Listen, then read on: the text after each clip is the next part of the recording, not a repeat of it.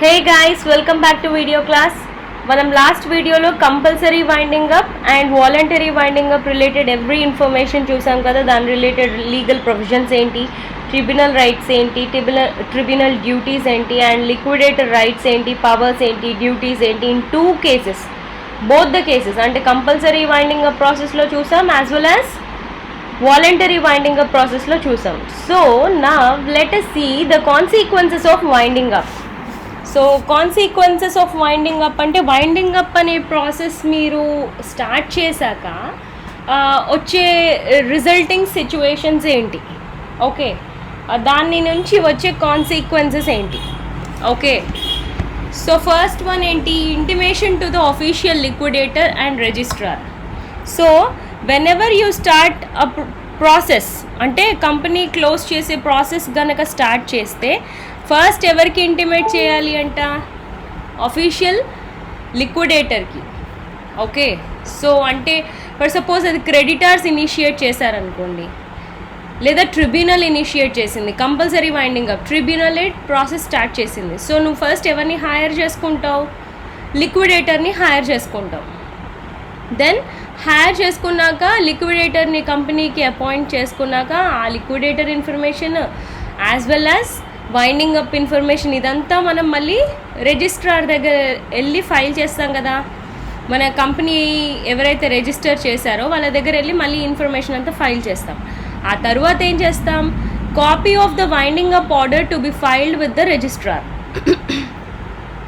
So liquidator information ఇచ్చాక మనం winding up order ఉంటుంది కదా, అంటే ఫైనల్ మీటింగ్ పెట్టి మొత్తం ఫైనలైజ్ చేస్తాం కదా, అది విత్ ఇన్ 30 days, అంటే ఒక 1 month లోపు మనం ఎవరి దగ్గర ఇవ్వాలి, రిజిస్ట్రార్ దగ్గర వెళ్ళి ఇవ్వాలి, okay. Certified copy with in the 30 days from the date of making of the order. But section 277 of the 2013 Act dispenses the requirement of filing of the certified copy of winding up order with ROC by the petitioner and the company. The tribunal shall directly send a copy. So ఇంతకుముందు petitioner అంటే ఎవరైతే request పెడుతున్నారో wind up చేయమని వాళ్ళు రిజిస్ట్రార్కి పంపించాల్సింది, కానీ ఇప్పుడు ఎవరు పంపిస్తారంట, tribunal డైరెక్ట్గా కాపీ వైండింగ్ అప్ ఆర్డర్ రిజిస్ట్రార్కి పంపించాలి అకార్డింగ్ టు 2013 యాక్ట్, ఓకే. అదివరకు అలా ఉండేది కానీ ఇప్పుడు ఇలా మార్చారు. దెన్ ఆ తర్వాత ఏం చేయాలి, order for winding up deemed to be the notice of discharge. So employees ఉంటారు, క్రెడిటార్స్ ఉంటారు, ఇన్వెస్టార్స్ ఉంటారు, ఓకే. సో వాళ్ళందరికీ ఎప్పుడైతే వైండింగ్ అప్ ఆర్డర్ పాస్ అవుతుందో, అంటే కంపెనీ క్లోజ్ చేయాలనుకుంటున్నారో, ఇమ్మీడియట్గా ఇండైరెక్ట్ ఇన్ఫర్మేషన్ ఏం వెళ్తోంది, ఇంకా కంపెనీకి ఎంప్లాయీస్ పని చేయాల్సిన అవసరం లేదనేసే కదా, ఇంకా కంపెనీ ఎటువంటి ఎఫర్ట్స్ పెట్టని అవసరం లేదు, బిజినెస్ రిలేటెడ్ అనేసే కదా, ఎందుకంటే కంపెనీయే ఉండదు ఇంకా, okay. That is called as notice of discharge to the officers and the employees of the company except when the business of the company is continued. అంటే కొన్ని సిచ్యువేషన్స్లో లిక్విడేటర్ బిజినెస్ని నడిపిస్తాడు, ఓకే. ఫర్ సపోజ్ 2 companies కలిసి కొత్త company start చేయాలనుకున్నాయి అనుకోండి. So in such case business అనేది continue అవుతుంది, ఎంప్లాయీస్ అనేవాళ్ళు కంటిన్యూ అవుతారు, ఓకే. కొత్త నేమ్ అండర్లో ట్యాగ్ లైన్లో విత్ డిఫరెంట్ రీస్ట్రక్చరింగ్ మళ్ళీ సేమ్ బిజినెస్ చేస్తారు తప్పితే బిజినెస్ అనేది కంప్లీట్గా క్లోజ్ అవుతుంది. సో అలాంటి కేసెస్లో, ఇంకా ఫ్యూ అదర్ కేసెస్లో, ఓకే, బిజినెస్ కంటిన్యూ చేయాలి అనుకున్నప్పుడు అలాంటి కేసెస్లో తప్పితే ఇంకా వేరే ప్రతి కేసులో బిజినెస్ అనేది ఇంకా క్లోజ్ చేయాల్సిందే అనమాట, okay. Where there is a contract of service for a particular term, an order for winding up will amount to wrongful discharge of the appointee and the damages. అంటే ఇప్పుడు కాంట్రాక్ట్లో ఒక ఎంప్లాయీని హైర్ చేసుకున్నారనుకోండి, ఓకే. ఆ contract అయిపోకముందే winding up of company చేస్తే కనుక వాళ్ళకి మనం బ్రీచ్ ఆఫ్ కాంట్రాక్ట్ కింద, అంటే కాంట్రాక్ట్ని మనం బ్రేక్ చేసాం కాబట్టి వాళ్ళకి మనం డ్యామేజెస్ పే చేయాలి, okay.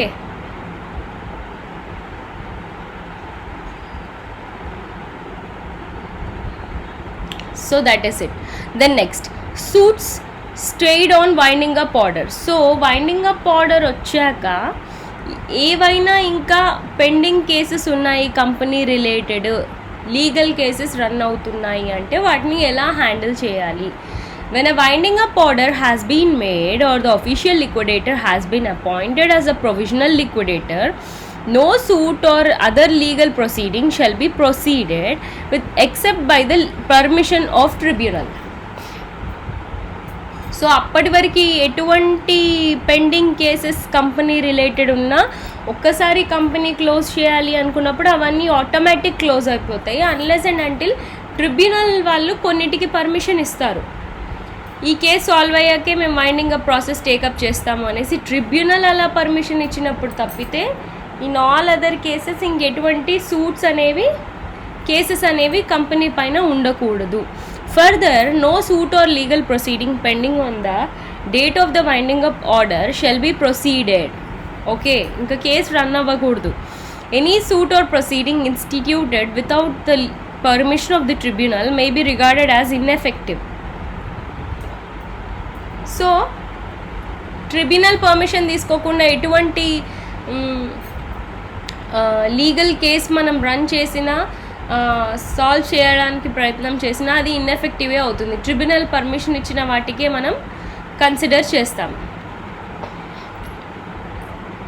Any application to the tribunal seeking leave under this section, that is permission under this section, shall be disposed of by the tribunal within 60 days అన్నమాట. So ఎటువంటి రిక్వెస్ట్ అంటే మా case run అవ్వాల్సిందే మీరు wind up చేసుకున్నా అనే రిక్వెస్ట్లు వస్తాయి కదా ట్రిబ్యునల్కి, సో అవన్నీ ట్రిబ్యునల్ ఒక 2 నెలల్లో సార్ట్ అవుట్ చేసేసుకోవాలన్నమాట.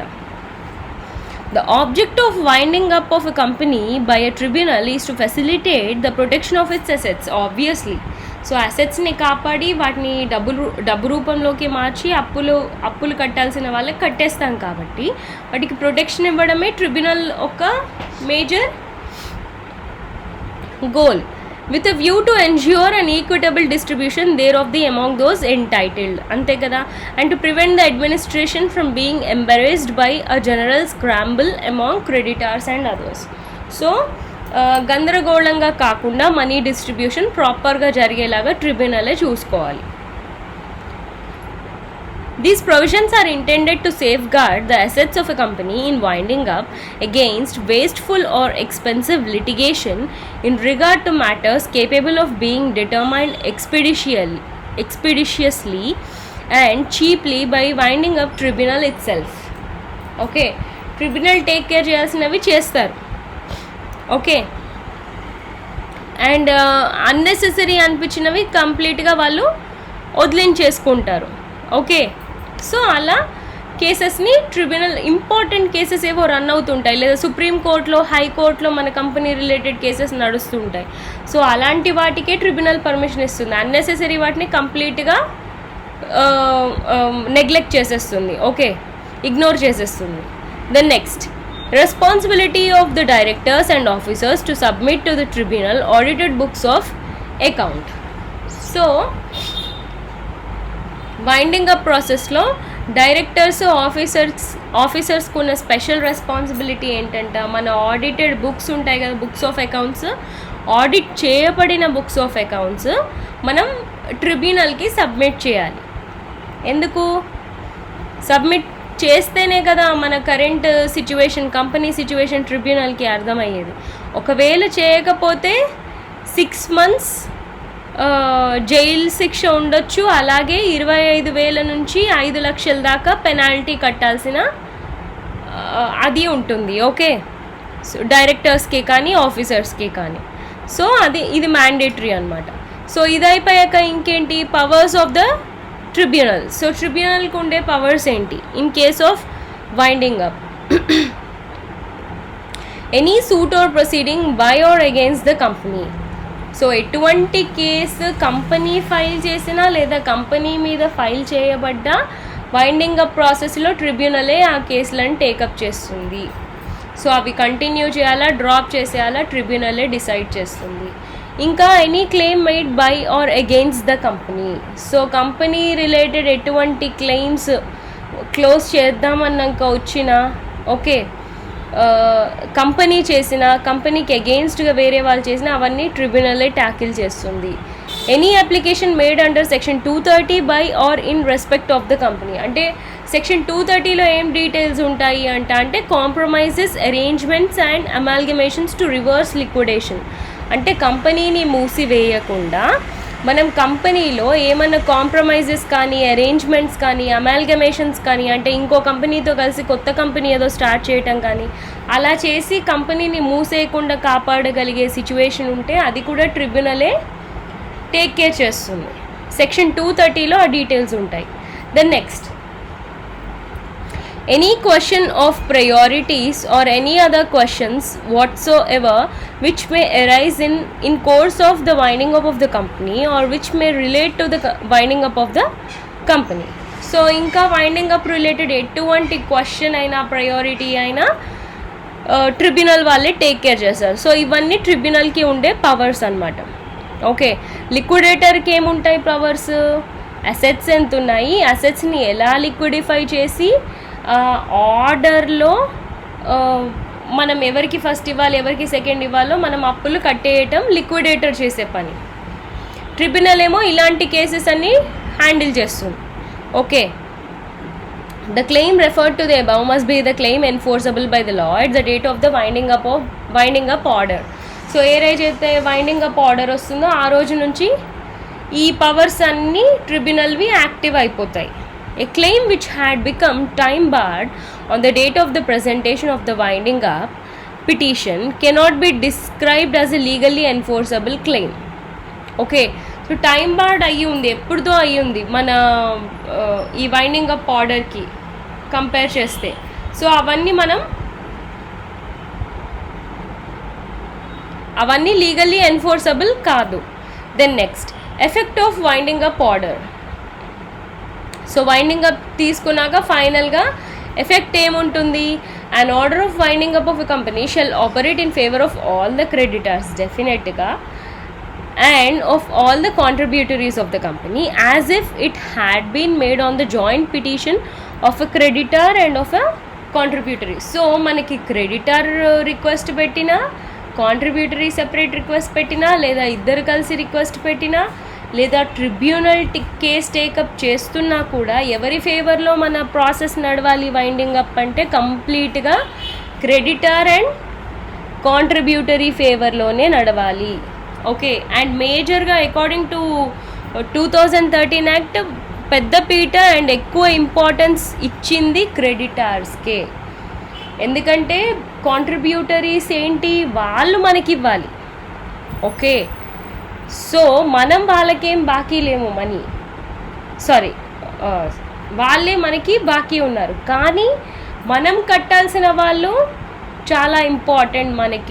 మనకి రావాల్సిన అమౌంట్ కన్నా మనం ఇవ్వాల్సిన అమౌంట్ ఇంపార్టెంట్ కాబట్టి, ఎవరికి లాస్ జరగకూడదు కాబట్టి క్రెడిటార్స్కి ఎక్కువ ఇంపార్టెన్స్.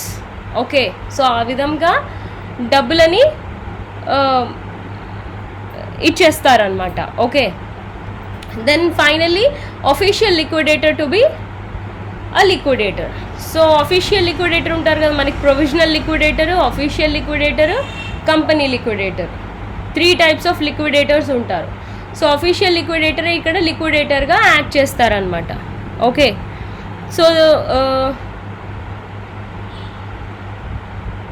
సో ఎవరైతే అపాయింట్ అవుతారో వాళ్ళు 30 డేస్లో రిజిస్ట్రార్కి లేదా అసెసింగ్ ఆఫీసర్కి కంపల్సరీ ఇంటిమేట్ చేయాలి, నేనే ఇప్పుడు లిక్విడేటర్గా యాక్ట్ చేయబోతున్నాను కంపెనీకి అనేసి. ఒకవేళ అలా చేయకపోతే ఎవరైతే లయబుల్గా ఉంటారో ఆ బాధ్యత, ఆ ప్రాసెస్ ఖచ్చితంగా జరిగిందా లేదా చూడడానికి ఉంటారో వాళ్ళు అలా చేయకపోతే కంపెనీ ట్యాక్స్ కంపెనీ బదులు వాళ్ళే కట్టాల్సి ఉంటుంది, అదే పెనాలిటీ వాళ్ళకి. ఓకే, సో ఇవన్నీ కాన్సిక్వెన్సెస్ ఆఫ్ వైండింగ్ అప్ అనమాట. అంటే వైండింగ్ అప్ చేయడం వల్ల వచ్చిన రిజల్టింగ్ సిచ్యువేషన్స్. ఓకే, అంటే ఇవన్నీ మనం వైండింగ్ అప్ స్టార్ట్ చేయగానే చేయాల్సిన పనులు. Okay, then next, so winding up అయిపోయింది అనుకోండి, మనకి డిసొల్యూషన్ కూడా అయిపోయింది కంపెనీది. అప్పుడు ఏం జరుగుతుంది? కంపెనీ నేమ్ నుంచి కంపెనీ నేమ్ రిజిస్ట్రార్ దగ్గర ఉన్న రిజిస్టర్, అంటే మనం కంపెనీ ఇన్కార్పొరేట్ చేసినప్పుడు, కంపెనీ ఫార్మ్ అయినప్పుడు, స్టార్ట్ చేసినప్పుడు మనం రిజిస్ట్రేషన్ చేయించుకుంటాం కదా. సో అప్పుడు రిజిస్టర్లో వాళ్ళు రాస్తారు కదా పేరు. సో అక్కడి నుంచి తీసేసే ప్రాసెస్ అనమాట removal of name of the company from the registrar of companies.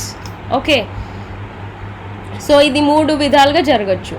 Removal of name by the registrar on his own, అంటే రిజిస్ట్రార్ అతనికి మనం ట్రిబ్యునల్ ద్వారా నడుస్తున్న ప్రాసెస్, ట్రిబ్యునలే కాదు వాలంటరీ ప్రాసెస్లో కూడా ఎవ్రీ స్టేజ్లో ఇంటిమేషన్ ఇస్తూనే ఉంటాం కాబట్టి 100% పక్కా క్లారిటీ ఉంటే ఆ కేసులో అతనే రిమూవ్ చేస్తాడు డిజల్యూషన్ అయిపోగానే, లేదా by the registrar on an application by the company.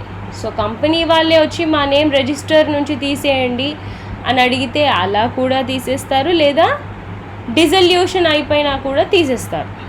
Okay, so ఈ 3 కేసెస్ ఇప్పుడు చూద్దాం. సో ఫస్ట్ వన్, అతని ఓన్గా అతను నేమ్ తీసేయటం ఎలాగో చూద్దాం. Grounds for removal of name. So ఎలాంటి సిచ్యువేషన్స్లో అతనంతలా అతనే మన కంపెనీ నేమ్ రిజిస్టర్ నుంచి తీసేస్తారో అది సెక్షన్ 248 సబ్సెక్షన్ 1లో ఇచ్చారు డీటెయిల్స్. ఎప్పుడు తీసేస్తాడంట?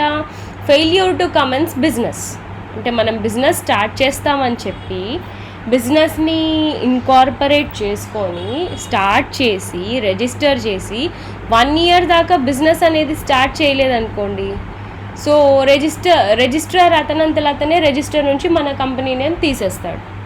ఓకే, దెన్ ఇంకా సెకండ్ కేస్ ఏంటి? Failure to pay subscription money by the subscribers to memorandum. నువ్వు స్టాక్ ఆప్షన్ ఇచ్చావు మార్కెట్లోకి, ఓకే, వాళ్ళు మనీ పే చేసి సబ్స్క్రైబ్ చేసుకున్నారు నీ షేర్స్ని. ఓకే, నువ్వు అలాట్మెంట్ చేసేసి సబ్స్క్రిప్షన్ మనీ ఇచ్చేసేయాలి కదా రిటర్న్. అలా ఇవ్వనప్పుడు ఓకే, ఇక్కడ చూడండి, where the subscribers to the memorandum have not paid their subscription money within 180 days from the date of incorporation. So company start చేసిన 180 రోజుల్లో కనుక నువ్వు ఇవ్వకపోతే రిటర్న్ సబ్స్క్రిప్షన్ మనీ, రిజిస్ట్రార్ తీసేయచ్చు, నీ పేరు రిజిస్టర్ నుంచి తీసేయచ్చు అనమాట.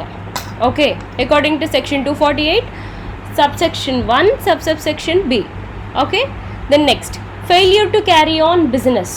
సో బిజినెస్ స్టార్ట్ చేశారు కానీ 2 years వరకు నేను అబ్జర్వ్ చేస్తాడు రిజిస్ట్రార్, నువ్వు క్యారీ ఆన్ చేయలేకపోతున్నావు, బిజినెస్ అనేది చేయలేకపోతున్నావు, everywhere you're getting into problems అనుకోండి, హీల్ అబ్జర్వ్ దాట్. సో అలా చూసి ఇన్ సచ్ కేసెస్ ఇంకా అప్లికేషన్ పెట్టాల్సిన అవసరం కూడా లేదు. He'll observe and he'll finally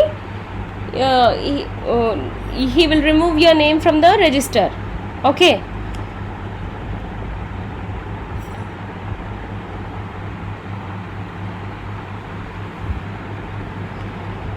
then next, ఇదేమో అతనంతలు అతను తీసేసే కేస్. ఇదేంటి? Notice to the company and ఇంకా స్టిల్ ఇట్ కంటిన్యూస్. అతను తీసేశాక he will give a notice to the company and all the directors, ఇలా మీ కంపెనీ నేమ్ మా రిజిస్టర్స్ నుంచి తీసేసాము and for these kind of reasons, ఏ రీజన్లో తీసేసామో అది అతను ఆ కంపెనీ డైరెక్టర్స్కి, ఆ కంపెనీ మెంబర్స్కి పంపిస్తాడనమాట. Okay, send their representations along with copies of relevant documents if any within a period of 30 days from the date of the notice. Okay, so 30 daysలో ఎవరైతే కంపెనీని రీప్రజెంట్ చేస్తున్నారో వాళ్ళ డీటెయిల్స్ కూడా మళ్ళీ రిటర్న్ సెండ్ చేయమని అడుగుతాడు, అతని ఇంటెన్షన్ క్లియర్గా మెన్షన్ చేసి నోటీస్లో, నేను తీసేయాలనుకుంటున్నాను. సో ఎవరైతే రెస్పాన్సిబుల్ ఉన్నారో వాళ్ళు ఇమీడియట్గా మాకు 30 daysలో 1 month లోపు ఆ రీప్రజెంటేషన్స్ అనేవి కాపీస్ రూపంలో మాకు సెండ్ చేయండి అనేసి నోటీస్ పెడతాడు. ఇంకేం చేస్తాడు? నోటీస్ అదే నోటీస్ని పబ్లిసైజ్ చేస్తాడు, అంటే అడ్వర్టైజ్ చేస్తాడు. The notice issued by the registrar as stated above shall be published in prescribed manner and shall also be published in the official gazette for information for the general public. So ఏ డిస్ట్రిక్ట్లో అయితే ఉంది, for suppose ఇప్పుడు మన వరంగల్లో ఉంది, మన వరంగల్లో ఒక కంపెనీ ఉందనుకోండి. సో ఆ ప్లేస్, ఆ డిస్ట్రిక్ట్ మొత్తం ఈ ఇన్ఫర్మేషన్, ఇతను ఏ నోటీస్ అయితే ఇలా మీ పేరు తీసేయాలనుకుంటున్నాను రిజిస్టర్ నుంచి అనేసి ఇంటిమేషన్ ఇస్తాడు డైరెక్టర్స్కి, అదే నోటీస్ని అడ్వర్టైజ్మెంట్ కింద న్యూస్ పేపర్స్లో పబ్లిష్ చేస్తాడు. Okay. Then next, striking off the name by the registrar after the expiry of the time mentioned in the published notice.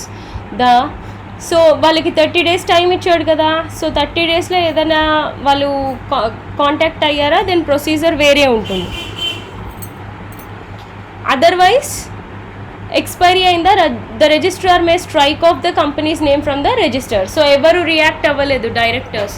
So నేను ఇలా రిజిస్టర్ నుంచి కంపెనీ నేమ్ తీసేస్తాను అన్నా కూడా డైరెక్టర్స్ ఎవరు రియాక్ట్ అవ్వకపోతే ఆ ఎక్స్పైరీ డేట్ తర్వాత నేమ్ని స్ట్రైక్ ఆఫ్ చేసేస్తారు, అంటే తీసేస్తారు కంపెనీని రిజిస్టర్ నుంచి. However, before passing an order for striking of the company name, the registrar shall satisfy himself that sufficient provision has been made for the realization of all the amount due to the company for the payment and discharge of the liabilities and obligations by the company within the reasonable time. So వాళ్ళు ఎటువంటి close చేసి name తీసేస్తున్నారంటేనే company close చేయాలని కదా. So ఎటువంటి liabilities, obligations ఆ కంపెనీకి లేకుండా వాళ్ళకంటూ కాస్త టైం ఇచ్చి అవన్నీ క్లోజ్ చేసుకోమని చెప్తాడు. ఓకే. దెన్ ఇంకేం చేస్తాడు, publication of the notice of the striking of and dissolution of the company. So మళ్ళీ ఇలా నోటీస్ ఇచ్చాను అని ఒకసారి అడ్వర్టైజ్మెంట్ వేస్తాడు.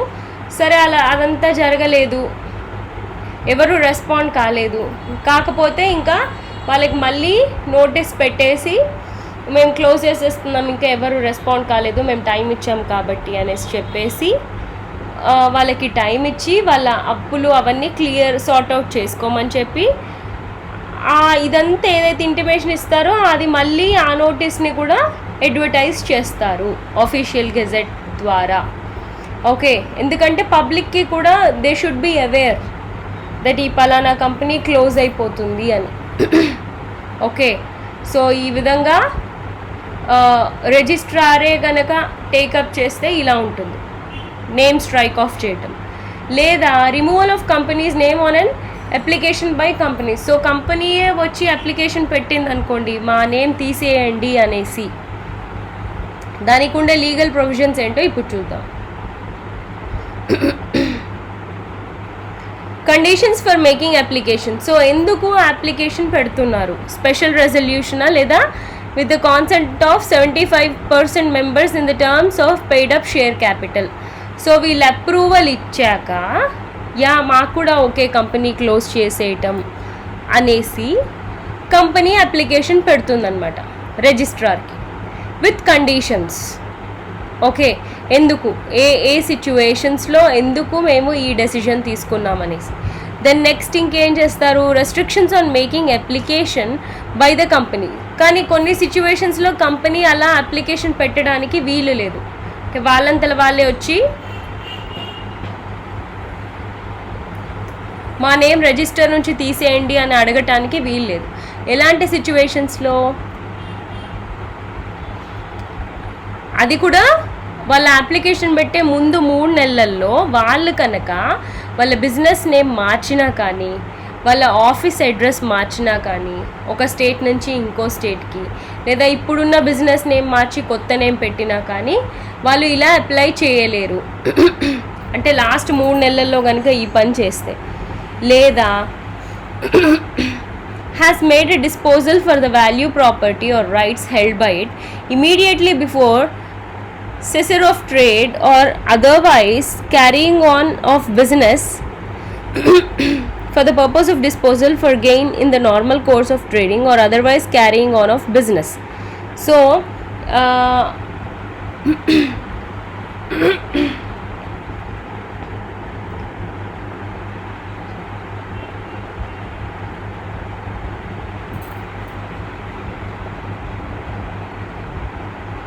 సో వాళ్ళు వాళ్ళ ప్రాపర్టీ డిస్పోజ్ చేసినప్పుడు వాళ్ళకున్న రైట్స్ ఏంటి, ఓకే, అండ్ ఆ 3 monthsలో వాళ్ళు చేసిన ట్రేడ్ ఏంటి, బిజినెస్ చేసిన ట్రేడ్ ఏంటి, బిజినెస్ క్యారీ చేస్తే బెటరా, అలాంటి నార్మల్ సిచ్యువేషన్ ఉందా, సో అవన్నీ కూడా అబ్జర్వ్ చేస్తారు.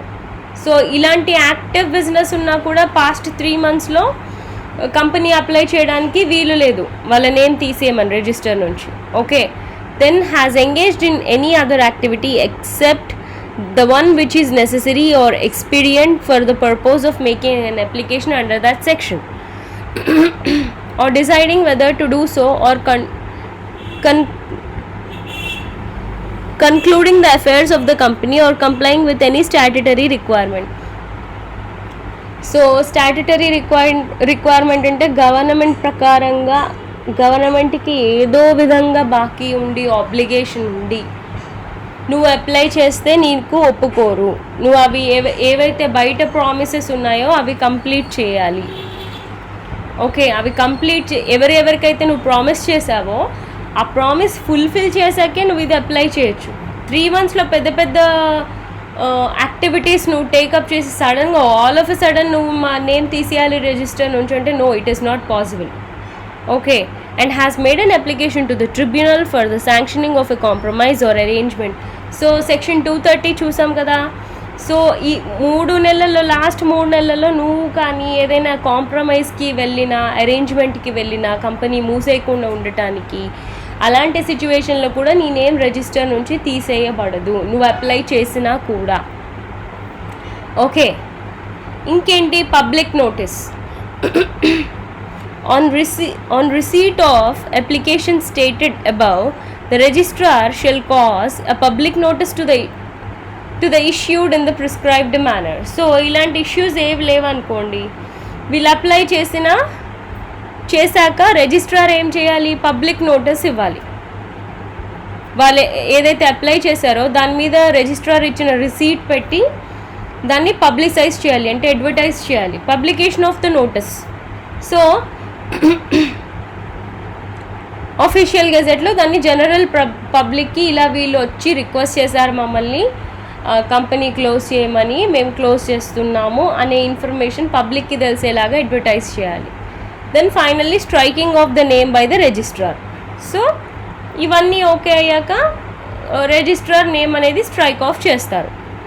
Okay, so finally effect of dissolution. So strike off చేశారంటే కంపెనీ డిజల్యూట్ అయిపోయినట్టే కదా. సో దాని ఎఫెక్ట్ ఎలా ఉంటుంది, ceased to be a company. So company అనేది ఇంకా ఎగ్జిస్ట్ అవ్వదు, కంపెనీ అనేది కంప్లీట్గా లైఫ్ కోల్పోయినట్టే. Cancellation of certificate of incorporation. So ఎప్పుడైతే మనం కంపెనీ ఫార్మ్ చేసి స్టార్ట్ చేసామో మనం రిజిస్టర్ చేసుకొని ఇన్కార్పొరేట్ చేసుకొని సర్టిఫికేట్ తీసుకుంటాం కదా, సో అది క్యాన్సిల్ అయిపోతుంది. ఓకే, అండ్ ఇంకేంటి, ఒకవేళ కనుక మనకి డిజల్యూషన్ ఫెయిల్ అయిపోతే, అంటే ఈ డిజల్యూషన్ జరగలేదనుకోండి, అప్పుడు ఎవరెవరు లయబుల్ ఉంటారంట, ఎవరెవరి బాధ్యతలు కంటిన్యూ అవుతాయి, పవర్స్ డ్యూటీస్ అంటే every director of the company. So డిజల్యూషన్కి అప్లై చేసి డిజల్యూట్ కాలేదు కంపెనీ అనుకోండి, డైరెక్టర్ డ్యూటీస్ కంటిన్యూ అవుతాయి, మేనేజర్ డ్యూటీస్ కంటిన్యూ అవుతాయి, other officer who was exercising any power of management వాళ్ళ డ్యూటీస్ కంటిన్యూ అవుతాయి, and every member of the company. అంటే ప్రతి investor, stockholder, shareholder with special rights వాళ్ళ duties కూడా continue అవుతాయి. Dissolute కాకపోతే company వీళ్ళందరూ మళ్ళీ పవర్తో వర్కింగ్లోకి రావాల్సిందే కంపెనీ కోసం. Okay, so this is all about dissolution. Okay, రిజిస్టర్లో నేమ్ ఎన్ని రకాలుగా తీసేయచ్చు అండ్ ఎలాంటి సిచ్యువేషన్స్లో తీసేయమో ఇప్పుడు చూసాం కదా. And the last topic of your subject, the whole subject ఏంటి, ఇన్సాల్వెన్సీ అండ్ బ్యాంక్రప్సీ కోడ్ 2016. ఇది ఒక legislation. Okay, separate law for insolvency and bankruptcy. Okay, insolvency bankruptcy అంటే ఏంటి, it is a situation where ఒక పర్సన్ కానీ ఒక company కానీ వాళ్ళ అప్పులని రిటర్న్గా కట్టుకోలేకపోవటం, వాళ్ళకి ఇన్కమ్ అనేది లేకపోవటం, అప్పులు అనేవి ఎక్కువగా ఉండటం. ఓకే, సో అలాంటి సిచ్యువేషన్లో నిస్సహాయంగా ఉండిపోతారు. సో దాన్ని ఇన్సాల్వెన్సీ ఆర్ బ్యాంక్రప్సీ అంటారు. దానికి రిలేటెడ్ మన దగ్గరున్న లా ఏంటి? Insolvency and bankruptcy code IBC 2016. ఇది 2015లో ఇంట్రడ్యూస్ చేశారు లోక్సభలో, అండ్ పార్లమెంట్లో 11th May 2016 రోజు పాస్ అయిపోయింది. ఓకే, సో అప్పటి నుంచి మనకి ఎప్పటి నుంచి 28th May 2016 నుంచి వాడుకలోకి వచ్చింది. Okay, sorry 1st December implementation 1st December 2016 నుంచి ఈ రూల్స్ అన్నీ మనకి అఫీషియల్గా అప్లై అవుతున్నాయి. Okay, it offers one stop solution to resolve insolvencies by offering economically viable arrangement. Okay, so ఏ కంపెనీ కూడా ఇటువంటి సిచ్యువేషన్లో పడకుండా కాపాడటానికి ఉన్నదే మనకి ఈ legislation. Okay, the insolvency framework is cost effective and it minimizes the time required to attain liquidation. Okay, so ఇలాంటి సిచ్యువేషన్లో కంపెనీ పడకుండా ఫస్ట్ చూస్తుంది. ఒకవేళ ఇలాంటి సిచ్యువేషన్లోకి కంపెనీ వస్తే ఇమ్మీడియట్గా దానికి ఇలాంటి సిచ్యువేషన్ నుంచి విముక్తి కలిగేలాగా కూడా ఇదే లా చూస్తుంది అనమాట. వాళ్ళ విజన్ ఏంటి, వాళ్ళు ఎందుకోసం పనిచేస్తున్నారు, ఈ లా ఎందుకు ఫ్రేమ్ చేశారు అంటే it envisions to encourage innovation and entrepreneurship in India by using stressed assets for its best utilization. Okay, so ఒక బిజినెస్ స్టార్ట్ చేయాలి, ఒక కంపెనీ స్టార్ట్ చేయాలి అంటే ఇలాంటి సిచ్యువేషన్లో వచ్చిన వాళ్ళు పానిక్ అయిపోకుండా, వీళ్ళని చూసి కొత్తగా స్టార్ట్ చేయాలనుకునే వాళ్ళు పానిక్ అయిపోకుండా ఇది ఒక హెల్పింగ్ హ్యాండ్ లాగా ఉంటుంది టు ఎన్కరేజ్ ఇన్నోవేషన్ అండ్ ఆంటర్ప్రీనియర్షిప్. అసలు ఎవరూ ఈ సిచ్యువేషన్ దాకా రాకుండానే చూసుకుంటుంది.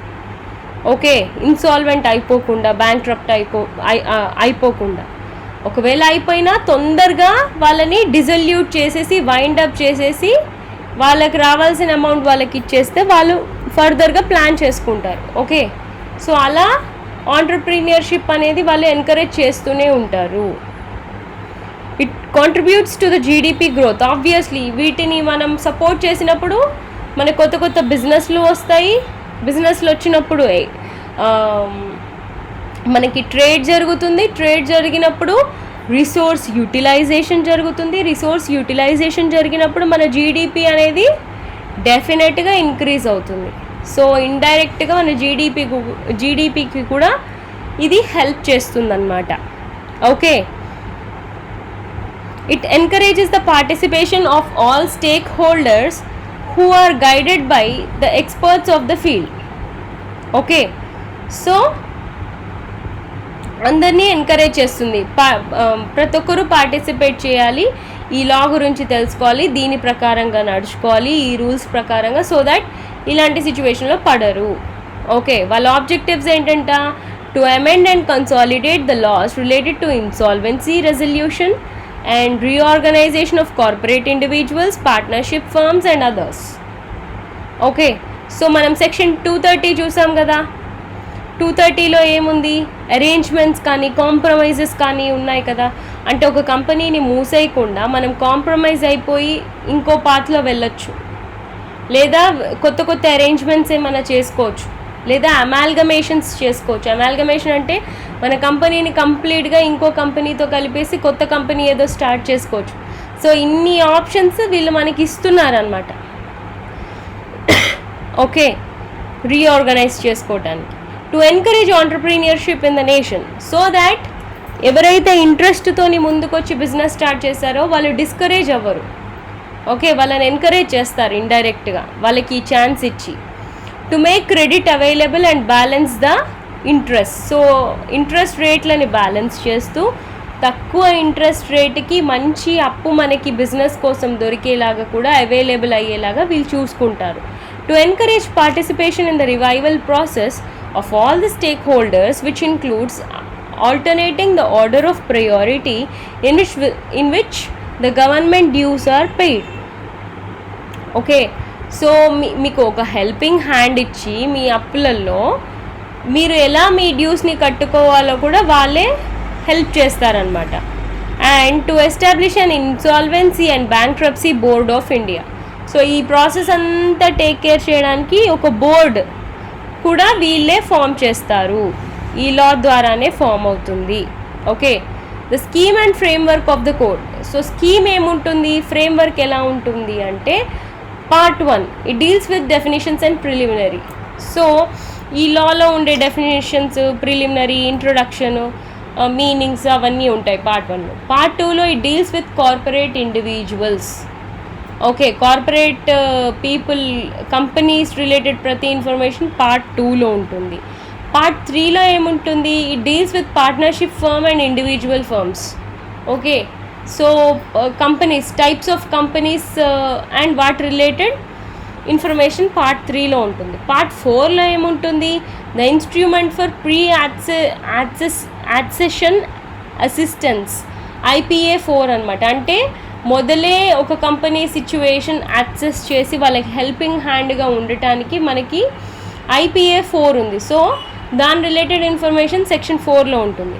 పార్ట్ 5లో ఏముంటుంది, డీల్స్ విత్ మిస్లీనియస్, అంటే ఇవి కాకుండా ఇంకా ఎక్స్ట్రా ఆల్ ద డీటెయిల్స్ ఇందులో ఉంటాయి మనకి పార్ట్ 5లో. Like what which is incorporated under the Companies Act 2013 and other previous companies laws. So A company law కింద నీ బిజినెస్ ఇన్కార్పొరేట్ అయింది, రిజిస్టర్ అయింది, and limited liability partnership,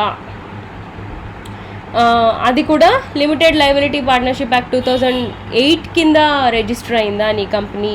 individuals and partnership firms related to their voluntary liquidation, insolvency. So వాలంటరీగా వాళ్ళే వచ్చారా అలాంటి cases, అంటే wind up చేయడానికి కంపెనీ వాళ్ళే వచ్చారా, ఎక్సెట్రా ఎక్సెట్రా. ఇంకా చాలా, the company which is govern by a special act in force or some time but not any extent where the above provision stand in applicable with the special acts provision. So special kind of కంపెనీసా, అంటే స్పెషల్గా monitor చేయబడే కంపెనీసా, ఎలాంటి business నీది. Any other body which is incorporated under a law enforceable for time being as specified by the central government. So ఈ details అన్నీ మనకి, అంటే ఇన్ని టైప్స్ పరంగా ఇన్ని రూల్స్ రెగ్యులేషన్స్ మనకు అందులో ఉంటాయి. పార్ట్నర్షిప్ ఫర్మా దానికి వేరే రూల్స్ ఉంటాయి, ఇండివిజువల్ కంపెనీయా దానికి రూల్స్ వేరే ఉంటాయి.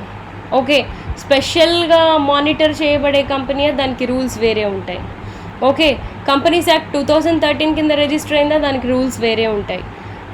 లిమిటెడ్ లయబిలిటీ పార్ట్నర్షిప్ యాక్ట్ 2000 కింద రిజిస్టర్ అయిందా నీ కంపెనీ, దానికి రూల్స్ వేరే ఉంటాయి. సో అవన్నీ మనకి పార్ట్ 5లో ఉంటాయి.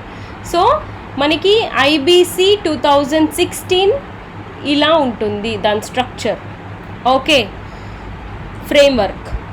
దెన్ ఫైనల్ లాస్ట్ టాపిక్ ఏంటి, ఫీచర్స్ ఆఫ్ IBC 2016. సో IBCలో ఉండే ఫీచర్స్ ఏంటి, వాళ్ళు ఏం చేస్తారు. Okay, authorises the creditors with the control instead of debtors. Okay, debtors అంటే మనకి ఇవ్వదు అథారిటీ, కంపెనీ వాళ్ళకి ఇవ్వదు. ఎవరికి ఇస్తుంది అథారిటీ, ఎవరైతే మనతోని డబ్బులు కట్టించుకోవాల్సి ఉందో వాళ్ళకి ఇస్తుంది అథారిటీ. ఎందుకు, మనం వాళ్ళకి డబ్బులు కట్టాలి కాబట్టి. వాళ్ళ డబ్బులు తీసుకొని బిజినెస్ చేసుకున్నాం, ఇప్పుడు మూసేసుకోవాలనుకుంటున్నాం బిజినెస్ని, మరి వాళ్ళు ఎలా, వాళ్ళకి నష్టం జరగకూడదు కాబట్టి. And enables them to gauge the debtors viability as a business decision and agree upon a plan for a Swift liquidation. Okay, so వాళ్ళు ఎలా చెప్తే అలా నడుచుకుంటుంది ఈ లా. వాళ్ళకి మెయిన్ రోల్ వాళ్ళకి ఇస్తుంది అనమాట. It entitles management rights to experts such as resolution ప్రొఫెషనల్స్ని హైర్ చేసుకొని వాళ్ళ ద్వారా ఇది సాల్వ్ చేస్తుంది ప్రాబ్లమ్ని.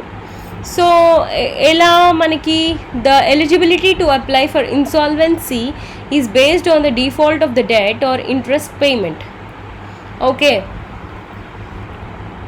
Currently the default must be at least.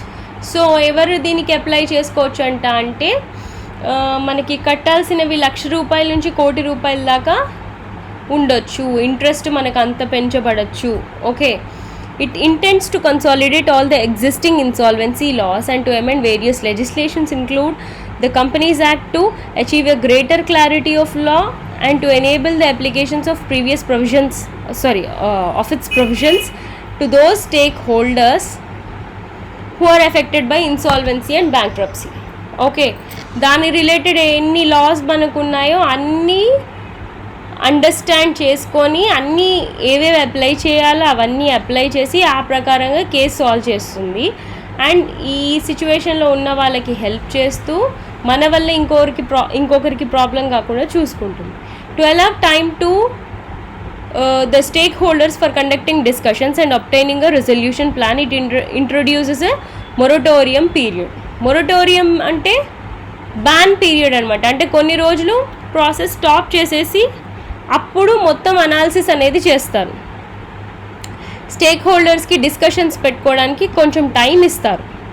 Okay, A parties అయితే ఈ ప్రాసెస్లో ఇన్వాల్వ్ అవుతాయో వాళ్ళందరికీ కొంచెం మనకి మొరటోరియం పీరియడ్ అనేసి ఒక పీరియడ్ని ఒక టైంని ఫ్రీజ్ చేసేసి మీరు ఫస్ట్ డిస్కస్ చేసుకొని ఒక డెసిషన్కి రండి అనేసి మొరటోరియం పీరియడ్ ఇస్తారు.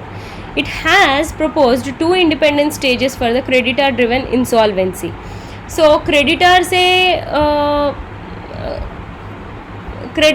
అంటే అప్పుల వల్ల ఇన్సాల్వెంట్ అయిపోతే వాళ్ళకి 2 స్టేజెస్లో ప్రాబ్లమ్ సాల్వ్ అవుతుంది. ఎలా?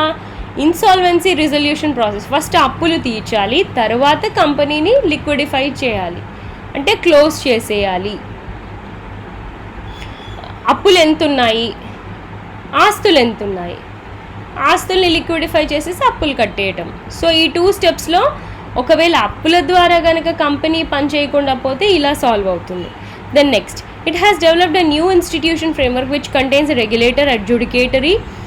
ఓకే, సో సెపరేట్ ఒక సిస్టమ్ ఉంటుంది, దాన్ని రెగ్యులేట్ చేసే వాళ్ళు ఉంటారు, దానికి జడ్జిమెంట్ ఇచ్చే వాళ్ళు ఉంటారు, adjudicatory, then information utilities and insolvency professionals.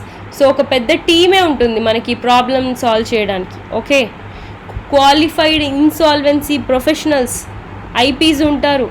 Okay, ఈ ప్రాసెస్ని అంతా హ్యాండిల్ చేయడానికి మనకి హెల్ప్ చేయడానికి. It has aided the setting up of insolvency and bankruptcy board. So board కూడా వాళ్ళు ఫామ్ చేసుకుంటారు, ఐబీబీ. Okay, then next,